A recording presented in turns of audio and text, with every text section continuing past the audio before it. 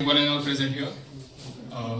सबसे पहले मैं आप लोगों को धन्यवाद देना चाहता हूँ कि आप लोग यहाँ पे उपस्थित हुए, और सबसे पहले मैं अपने कॉलेज का भी धन्यवाद देना चाहूँगा कि उन लोगों ने ये नेशनल सेमिनार को ऑर्गेनाइज करवाया है यहाँ पे।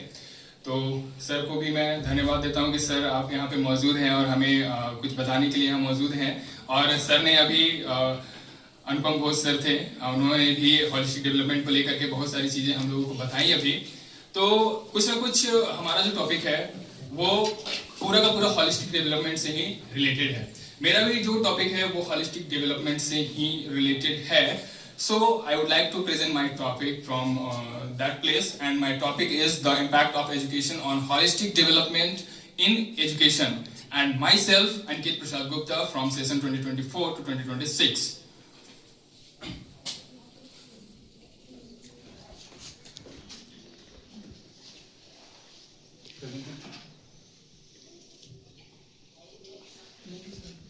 The topic of mine that is selected, the impact of technology on holistic development in education. So first of all, I would like to show my content, because I have chosen so many content that is very long, but I will deal it in very short.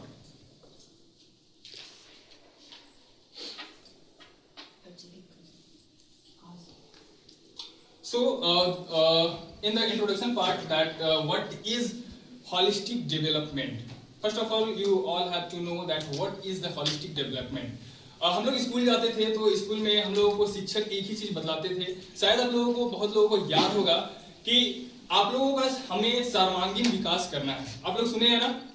सर्वांगीण विकास कहने का मतलब है कि आज हम लोग यहाँ जाकर के पढ़ रहे हैं कि what is called holistic development. That is, हम लोग नॉर्मली बोलते थे कि whole development from society, from cognitively and और भी बहुत सारे फील्ड में हम लोगों को अपने आप को डेवलप करना पड़ता है, जिससे कि हम आगे चल करके अपने फ्यूचर में बहुत अच्छा एक्सेस दे सके अपने लाइफ को। जैसा कि अभी सर ने भी बोला कि जो टॉपर रहते हैं वो इन फ्यूचर कहीं ना कहीं भीड़ में गुम हो जाते हैं, ठीक है। लेकिन जो कहीं ना कहीं मिडिल फील्ड में रहते हैं या फिर या लास्ट में रहते हैं, जिसको बैक बेंचर्स भी हम लोग बोलते हैं, है ना, तो वो लोग कहीं ना कहीं उनसे आगे निकल जाते हैं इन फ्यूचर, ठीक है।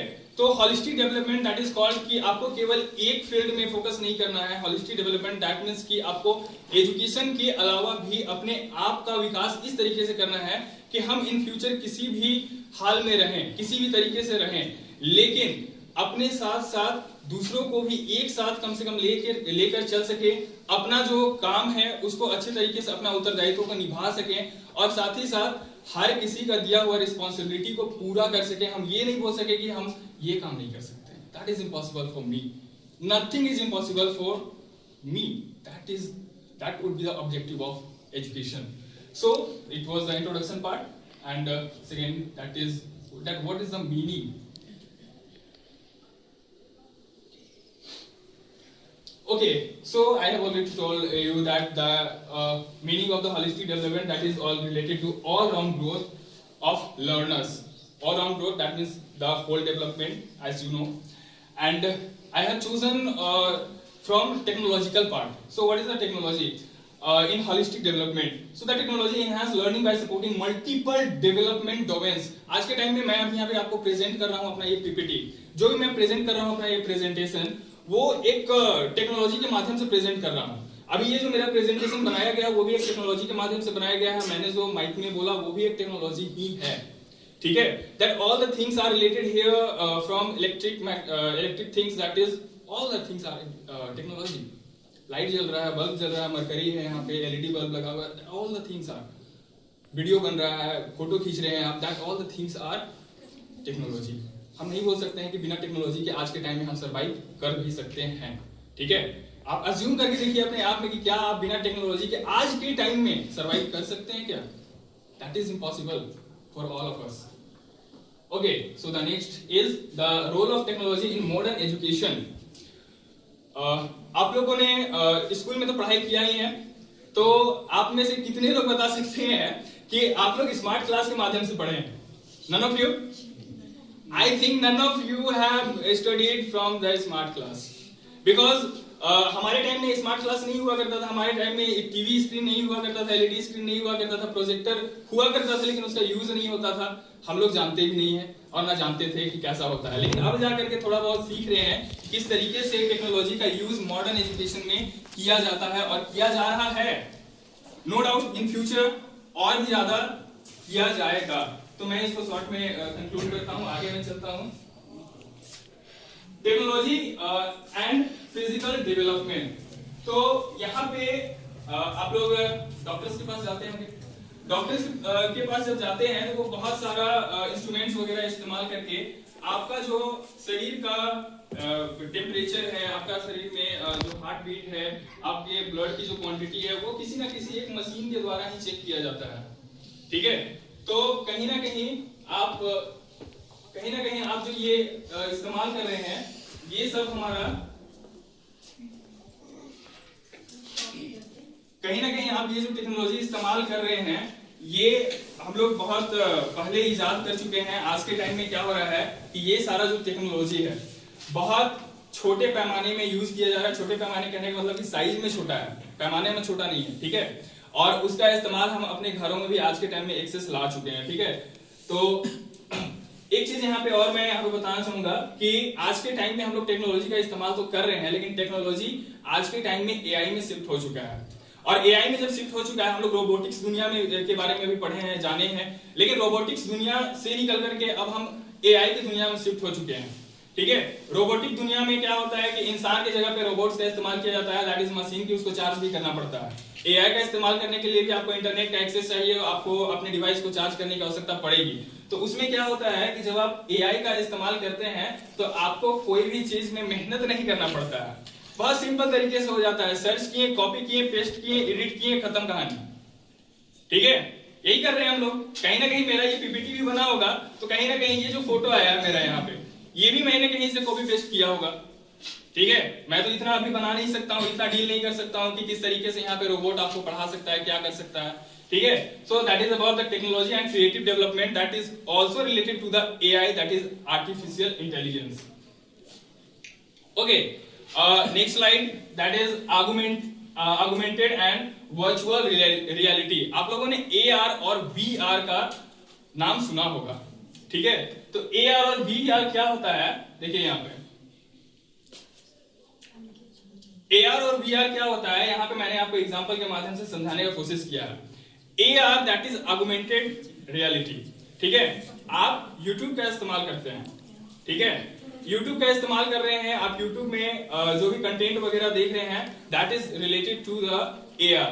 एक सिंपल सा एग्जांपल ले लीजिए, मैंने एक कैमरा के बारे में पढ़ा था, यूज भी किया है।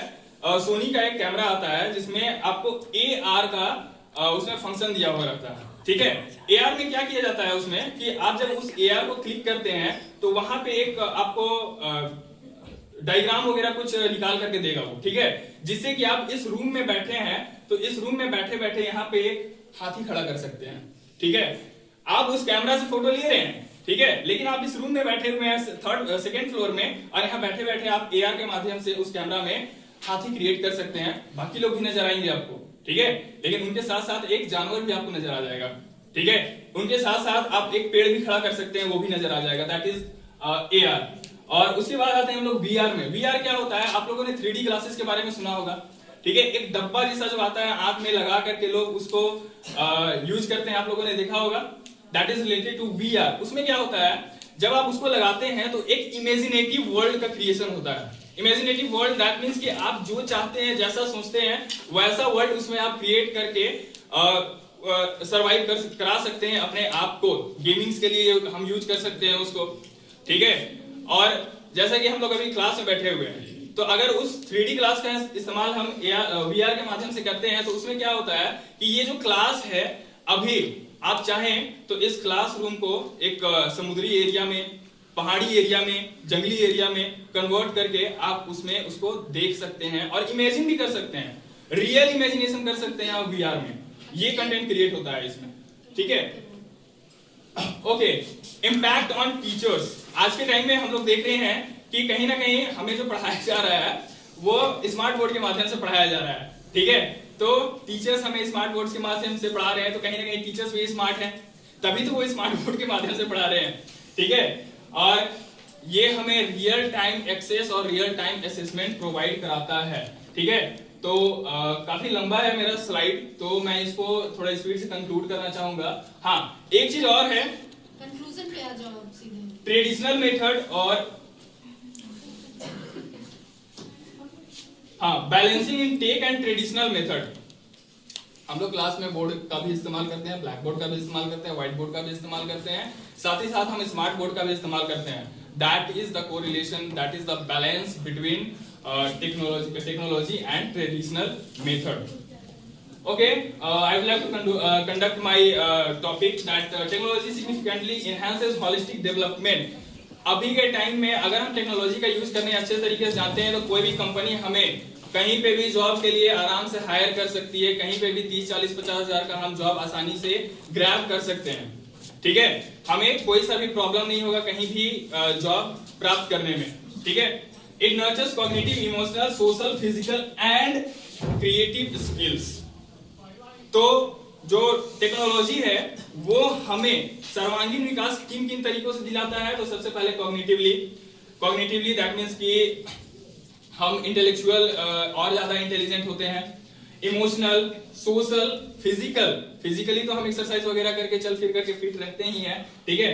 सोशल यानी कि हम इंट्रोवर्ट है कि एक्सट्रोवर्ट है वो भी हमें बैलेंस करना सिखाता है, ठीक है। इमोशनल, हमारे अंदर एक इमोशन भी रहता है कहीं ना कहीं जो एक समय पर निकल करके आता है, तो उसके लिए भी हमें टेक्नोलॉजी और एजुकेशन दोनों का मिश्रण ये सिखाता है कि हम किस तरीके से अपने आप को उस परिस्थिति में ढाल सकते हैं।